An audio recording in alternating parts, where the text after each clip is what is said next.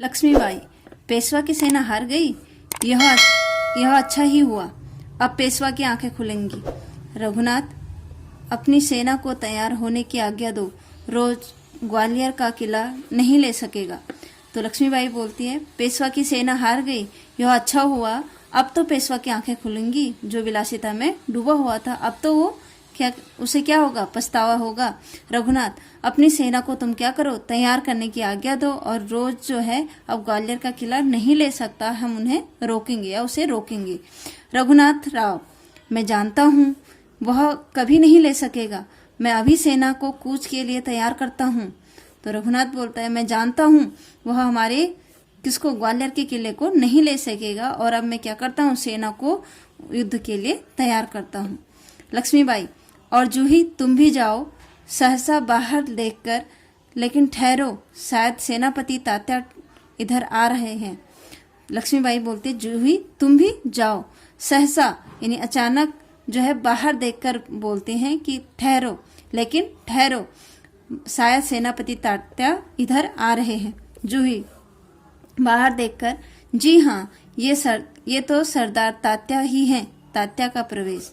जूही बोलते हैं बाहर देखकर, जी हाँ, ये तो क्या है, सरदार तात्या ही हैं, तभी तात्या का प्रवेश होता है। लक्ष्मीबाई, कहिए सरदार तात्या, आप इधर कैसे भूल पड़े। तो लक्ष्मीबाई क्या कहती है, कहिए तात्या साहब। जो सरदार तात्या हो उसे कहते हैं कि तात्या, सरदार तात्या, आप इधर कैसे भूल कर आ पड़े। तात्या बोलता है, बाई साहब, मैं किसी के लिए सरदार हो सकता हूँ, पर आपके लिए तो एक सेवक ही हूँ। मैं औरों के लिए सरदार हो सकता हूँ, लेकिन आपका क्या हूँ, मैं एक सेवक हूँ। आप मेरे को सरदार मत कहो। उसका कहने का तात्पर्य यह था। लक्ष्मीबाई व्यंग से, यानी उसका मजाक उड़ाते हुए बोलते, इतने बड़े सेनापति को इस प्रकार एक नारी के सामने झुकते लज्जा नहीं आती। तो क्या कहते हैं, उसका मजाक उड़ाते हुए, व्यंग करते हुए उस पर, कि सेनापति को इस प्रकार एक नारी के सामने झुकते हुए शर्म नहीं आती। खैर छोड़ो इस बात को, यह तुम्हारी विनम्रता है, लेकिन यह तोप की आवाज कैसे आ रही है। कौन सा उत्साह मनाया जा रहा है। शायद चाटुकारों के जागीर बांटना अभी खत्म नहीं हुआ है। तो लक्ष्मीबाई बोलती है कि खैर छोड़ो इस बात को, यह तुम्हारी विनम्रता है कि तुमने मुझे प्रणाम किया, लेकिन यह तोपों की आवाज कैसे आ रही है। कौन सा उत्सव मनाया जा रहा है। ये तोपी की आवाज किस लिए आ रही है, क्या उत्सव मनाया जा रहा है। शायद चाटुकारों की जो जागीर है, यानी जो तुम्हारे क्या है, चापलूस हैं, उनको शायद क्या कर रहे हैं, जागीरें बांटना अभी खत्म नहीं हुआ, यानी उनको क्या बांटा जा रही है, जागीरें बांटी जा रही है।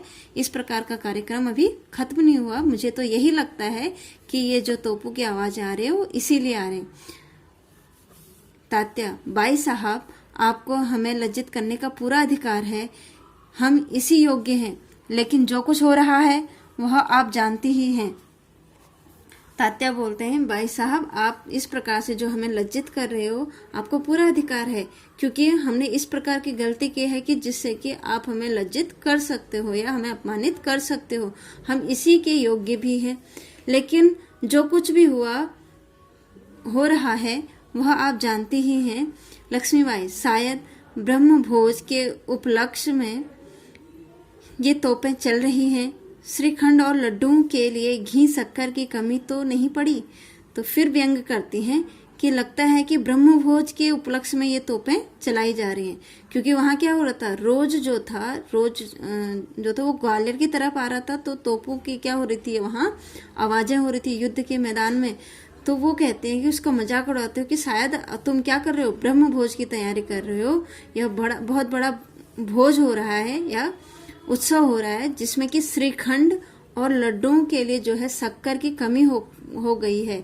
कमी तो नहीं पड़ गई, यानी उस भोज के लिए जो तोपों की आवाज सुनाई दे रही है कि वो यूं क्यों इस तरीके से तो नहीं सुनाई दे रही कि जो है श्रीखंड और लड्डू को बनाने के लिए जो है घी शक्कर की कमी पड़ गई हो, इसलिए वो हमें जगा रहे हो। जूही बोलती है, सरकार इन्हें इस बार माफ कर दीजिए। फिर जूही बोलती है कि सरकार, यानी लक्ष्मीबाई को, कि इन्हें इस बार माफ कर दीजिए। किसे, तात्या टोपे, सरदार तात्या को। लक्ष्मीबाई तो कहती है, अच्छा, लेकिन मुंदर का प्रवेश। तो लक्ष्मीबाई बोलती है, तू कहती है तो अच्छा है, लेकिन तभी क्या होता है, मुंदर का प्रवेश होता है। मुंदर, सरकार सेना तैयार है। लक्ष्मीबाई, तो मैं भी तैयार हूँ तात्या, तुमसे मुझे बहुत आशाएं थी, तुम्हारे रहते यह सब क्या हो गया। तो लक्ष्मीबाई बोलती है, मुंदर जैसे बोलते हैं कि सरदार सेना जो है तैयार है लक्ष्मीबाई को। तो लक्ष्मीबाई बोलती है मैं भी तैयार हूँ। फिर तात्या को बोलती है कि तात्या तुमसे मुझे जो थी इस प्रकार बहुत आशाएं थी, लेकिन इस प्रकार की आशाएं नहीं थी कि तुम्हारे रहते ये सब क्या हो गया, यानी अंग्रेज जो है यहाँ कैसे आ गए, उन्होंने कैसे हमारे जो है ग्वालियर के किले पर क्या कर दिया, युद्ध करना प्रारंभ कर दिया। तो जूही बोलती है सरकार ये स्वामी भक्त हैं।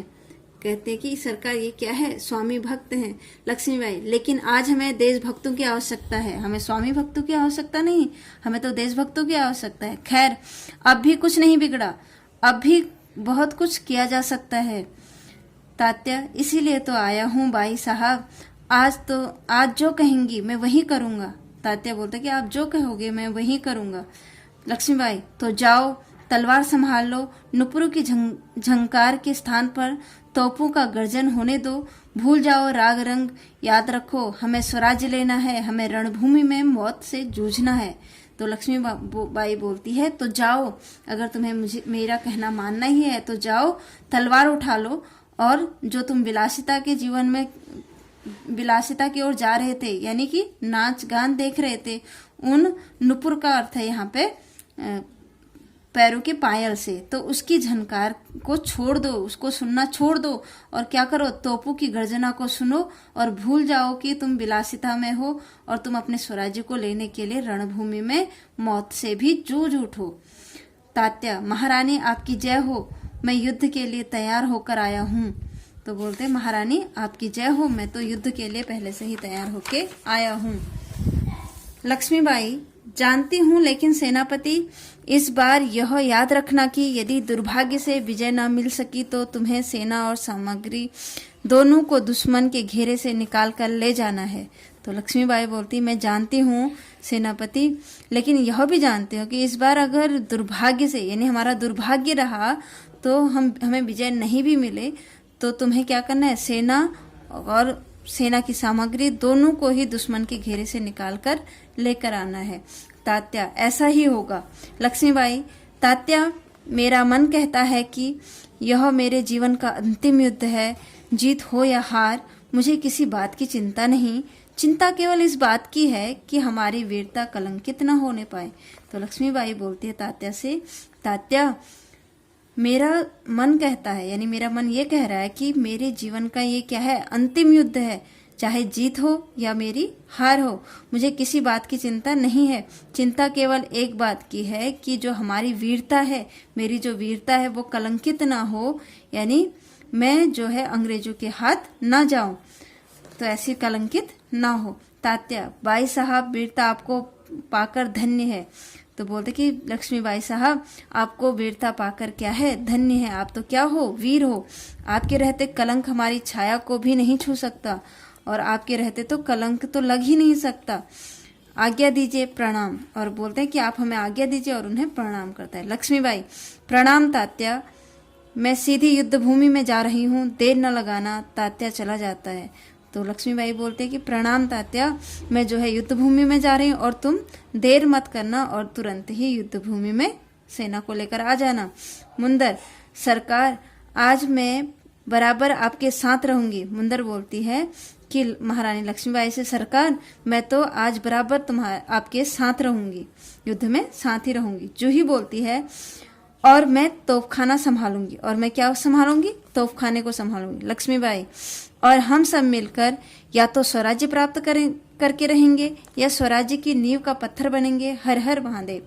तो लक्ष्मीबाई बोलते हैं कि तो हम सब मिलकर जो है अपने स्वराज्य को प्राप्त करके रहेंगे, अपने राज्य को प्राप्त करके रहेंगे, और या तो क्या करेंगे, स्वराज्य को प्राप्त करने के एक नींव के पत्थर बनेंगे। फिर हर हर महादेव का उद्घोष करते हैं।